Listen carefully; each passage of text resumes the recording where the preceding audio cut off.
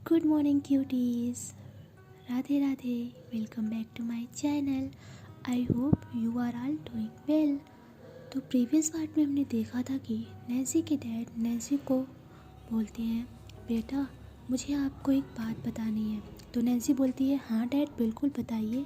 तो वो बोलते हैं कि बेटा मेरा ट्रांसफ़र हो गया है और हमें कल ही शिफ्ट होना होगा उत्तराखंड में। अब आगे। जैसे ही नैन्सी ये बात सुनती है उसकी आंखें भर आती है। उसकी आंखों से आंसू गिरने ही वाले थे कि वो वहाँ से उठकर भागते भागते अपने रूम में आ जाती है और डोर को लॉक करके बहुत तेज़ी से रोने लगती है। इधर उसके मम्मा डैड अभी को बोलते हैं कि अभी बेटा आप जाओ नैन्सी को संभालो। अगर आप भी उसके सामने रोगे तो वो और भी शांत नहीं होगी और बीमार हो जाएगी। आपको पता है ना, अगर वो बहुत ज़्यादा रोती है तो उसको हाई फीवर हो जाता है। तो अभी अपने आँखों से आंसू पोंछते हुए बोलता है, ओके अंकल मैं जाता हूँ। अभी वहाँ से उठकर नैन्सी के रूम के पास आता है और डोर को नॉक नॉक करता है, पर कोई आंसर नहीं आ रहा होता है नैन्सी की तरफ से। फिर वो डोर को ओपन करता है तो देखता है कि डोर लॉक है। तो बोलता है, नैन्सी डोर ओपन करो। तो नैन्सी कुछ नहीं बोल रही होती है। तो अभी बोलता है कि अगर तुम डोर ओपन नहीं करोगे तो मैं यहाँ से चला जाऊँगा और हम फिर कभी बातें नहीं करेंगे। नैन्सी ये जैसे ही सुनती है वो तुरंत डोर को ओपन करती है और रोते हुए बोलती है, क्या है, मुझे किसी से बात नहीं करनी है, मुझे सब लोग अकेला छोड़ दो। तो अभी नैन्सी को हक करते हुए बोलता है कि इसमें रोने वाली कौन सी बात है, हाँ ट्रांसफ़र ही तो हुआ है।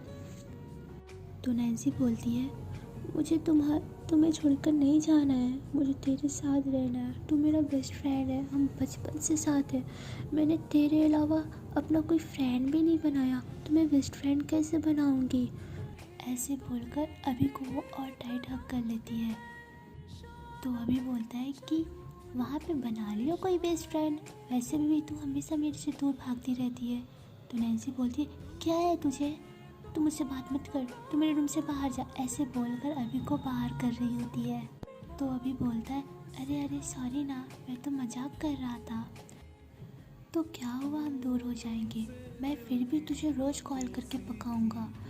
तू मेरे से दूर जाना चाहती है ना, पर मैं इतनी जल्दी पीछा नहीं छोड़ूंगा तेरा। जब वो ऐसे बोलता है तो नैन्सी हक करके अभी को बोलती है मारते हुए, पागल, मैं भी तेरा पीछा नहीं छोड़ूंगी कभी। और हाँ, मुझे तेरे अलावा कोई बेस्ट फ्रेंड नहीं चाहिए, और ना तुझे कोई बेस्ट फ्रेंड मिल भी नहीं सकती, क्योंकि तुझे झेलना बहुत भारी है और तुझे कोई झेल भी नहीं सकता। तो अभी बोलता है, हाँ हाँ चल। तो ऐसे बोलता है और फिर अभी बोलता है कि अच्छा प्रॉमिस। तो नैन्सी बोलती है, हाँ प्रॉमिस, तेरे अलावा मेरा बेस्ट फ्रेंड कभी कोई नहीं बनेगा। अभी बोलता है, अच्छा जा तू फ्रेश होकर आ, देख रोते रोते क्या हालत बना ली है अपनी तूने। तो नैन्सी कुछ नहीं बोलती और उठकर वॉशरूम में चली जाती है, फेस वॉश कर रही होती है। इधर नैन्सी के मम्मा और डैड पैकिंग करने के लिए चले जाते हैं और वो पैकिंग कर रहे होते हैं। तो नैन्सी के डैड बोलते हैं एक बार, आप जाओ प्रिंसेस को देख आओ, वो शांत हुई क्या। तो उसकी मम्मा बोलती हैं, हम मैं अकेली नहीं जाऊंगी, हम दोनों चलना होगा। तो नैन्सी के डैड बोलते हैं, ओ ठीक है चलिए। वो नैन्सी के रूम में आते हैं और देखते हैं कि नैन्सी नहीं है। तो वो अभी से बोलते हैं, बेटा नैन्सी कहाँ गई। अभी बोलता है वो फ्रेश होने गई है। तभी नैन्सी वॉशरूम से निकलती है और जैसे ही मम्मा और डैड को देखती है वो तुरंत अपनी नज़रें नीचे झुका लेती है और उसके डैड उसको गले लगाकर बोलते हैं, आप मेरी प्रिंसेस हो ना, कभी प्रिंसेस को रोते हुए देखा है अभी बेटा। तो अभी बोलता है, नहीं अंकल, लगता है नैन्सी आपकी प्रिंसेस नहीं है। तो नैन्सी आंसू पोंछ कर बोलती है, मैं आपकी प्रिंसेस हूँ, देखिए मैं कहाँ रो रही हूँ। ऐसे बोलते हुए वो डैड को और टाइट हग कर लेती है और मम्मा और अभी को बोलती है, आप लोग हग नहीं करोगे। तो वो लोग बोलते हैं, क्यों नहीं। ऐसे चारों लोग हग करके खड़े होते हैं। तो उसके डैड बोलते हैं कि बेटा आप पैकिंग कर लो, हमें कल ही जाना है। तो नैन्सी बोलती है, ओके डैड। ऐसे करके सभी अपने वर्क में बिजी हो जाते हैं और अभी नैन्सी से बोलता है, चल मैं तेरी हेल्प करा देता हूँ। नैन्सी बोलती है, ओके। ऐसे वो सारे सामान को पैक कर रहे होते हैं। तभी नैन्सी अपने सारे मेडल को देखकर फिर से सैड हो जाती है। जब अभी ये देखता है तो बोलता है, मैं घर से जा रहा हूँ, हाँ तू सैड हो, रोती रह तो नैन्सी बोलती है, अच्छा ठीक है, मैं नहीं हो रही हूँ सैड, मैं नहीं रोऊंगी। अच्छा मैं सोच रही हूँ ये उस वाले लगेज में डाल दूँ क्या? तो अभी बोलता है, हाँ आइडिया अच्छा है। ऐसे करके वो कुछ टाइम में सारा सामान पैक कर लेते हैं और नैन्सी बोलती है, यार इवनिंग हो गई है, चल कुछ खा लेते हैं, बहुत तेज़ भूख लगी है। तो अभी बोलता है, हाँ यार खा के तब अंकल और खा के आंटी का भी हेल्प करा लेंगे। ऐसे बोलकर वो नीचे आते हैं और नैन्सी बोलती है, मम्मा बहुत तेज़ भूख लगी है। तो उसकी मम्मा बोलती है कि हाँ बेटा, आपके डैड ने ऑर्डर किया है, कुछ टाइम में आता ही होगा। वो ऐसे करके सभी डाइनिंग टेबल पर बैठ जाते हैं। कुछ टाइम में बेल रिंग होती है तो नैन्सी बोलती है, मैं जा रही हूँ। वो जाती है, डोर को ओपन करती है तो देखती है कि वहाँ पे अभी के मम्मा और डैड आए हुए होते हैं। तो नैन्सी नमस्ते करती है और बोलती है, आइए अंकल, आइए आंटी। वो दोनों अंदर आते हैं, फिर सभी लोग मिलते हैं। इतने में अभी के डैड बोलते हैं कि भाई साहब, मैंने सुना है कि आपका ट्रांसफ़र हो गया है। तो वो बोलते हैं, हाँ हमें भी कल ही पता चला। आपको कैसे पता चला? तो वो बोलते हैं कि अभी ने कॉल किया था, उसने ही बताया कि ऐसे ऐसे हो गया है। तो नैन्सी के डैड बोलते हैं, अच्छा। इतने में फिर से बेल रिंग होती है तो अभी बोलता है कि मैं जाता हूँ, इस बार ऑर्डर आया हुआ होता है। तो अभी सारा सामान लेकर अंदर आता है। ऐसे ही सब लोग खाते हुए बात कर रहे होते हैं। कुछ टाइम में जब सब लोग खा लेते हैं तो अभी के डैड बोलते हैं नैन्सी के डैड को कि राकेश, चल हम लोग भी तेरी पैकिंग में मदद करा लेते हैं। तो नैन्सी के डैड बोलते हैं, अरे भाई साहब रहने दीजिए ना। तो अभी के डैड बोलते हैं, नहीं हम लोग करा लेते हैं। ऐसे ही उन लोगों को पैकिंग करते करते बहुत रात हो जाती है और पैकिंग भी हो जाती है। तो अभी के डैड बोलते हैं, अच्छा अब हम चलते हैं। तो नैन्सी के डैड बोलते हैं, डिनर कर लीजिए तब जाइएगा। तो वो लोग डिनर करते हैं और अपने घर चले जाते हैं। बहुत रात हो चुकी होती है तो सभी सो जाते हैं। कुछ टाइम में मॉर्निंग हो जाती है।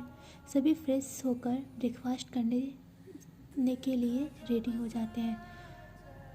सब लोग ब्रेकफास्ट करते हैं और जाने के लिए रेडी हो जाते हैं। जब वो बाहर आते हैं तो देखते हैं कि अभी आया हुआ होता है मिलने के लिए। जैसे नैन्सी देखती है वो रोने लगती है। अभी नैन्सी को गले लगाते हुए बोलता है, चल अब जाते हुए मत रोना, रोते हुए तो अच्छी नहीं लगती है। ऐसे ही सब लोग मिलते हैं और वहाँ से निकल जाते हैं। जब वो लोग उत्तराखंड पहुँचते हैं तो बहुत रात हो चुकी होती है। वो लोग कार में से उतरते हैं तो वहाँ पे नैन्सी की डैड की एक बेस्ट फ्रेंड उनका पहले से ही वेट कर रहे होते हैं। मैं आप लोगों को बता दूं कि तो जहाँ नैन्सी के डैड का ट्रांसफ़र हुआ है, उनका और उनके बेस्ट फ्रेंड का घर आसपास में होता है। वो दोनों मिलते हैं।